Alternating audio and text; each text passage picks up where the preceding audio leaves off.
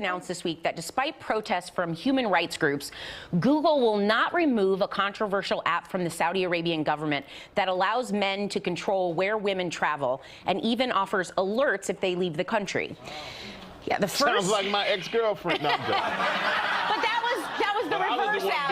You were the one being tracked. The first two Muslim American congresswomen and some of their colleagues have called for the app called Absher to be banned by Google and Apple, saying in a statement that the ingenuity of American technology companies should not be perverted to violate the human rights of Saudi women. They also said 21st century innovations should not perpetuate 16th century tyranny.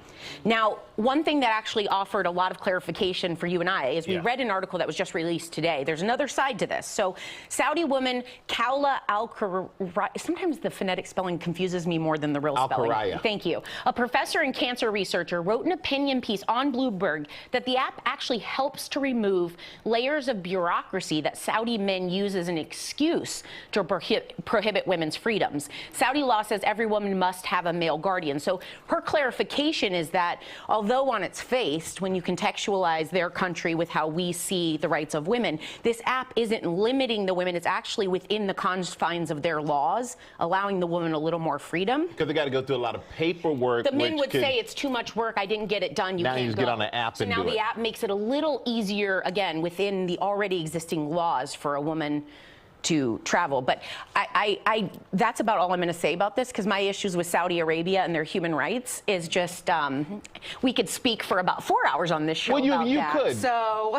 But I think it's also where we have our sensibilities and the way that we treat our women and people are equal in a way that we kind of project that on a country that's only been around like 80 years or so. Well, it's also a country that doesn't separate church and state. Exactly. Which is a dangerous place to... Yeah, but we're projecting our feelings on them. Our Western feelings on... And to be honest with you, that's not fair either.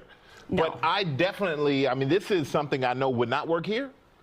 It just, all the women are looking like, no. Michael, don't we kind of have it on Find My Phone? Has anyone ever used that in family members? Find My Phone? Well, you can, like, track your family members. You don't get permissions. It's not like Venmo where you swipe to let your husband leave the house, but I've looked where he is. The only time I thought about Find My Phone is when I needed to find my phone. Well, I don't think it's Find My Phone. I think it's like Locate My Family or something. No, you like Locate My Husband. That's what you're doing. That's what it is. That's what Find My Friend. Yeah, Find My Friend. Sometimes I just like to see the map with their heads floating, so it's really fun. Well, then I got to make sure you're not finding out That's where how I'm I knew at. you were at a screening last night.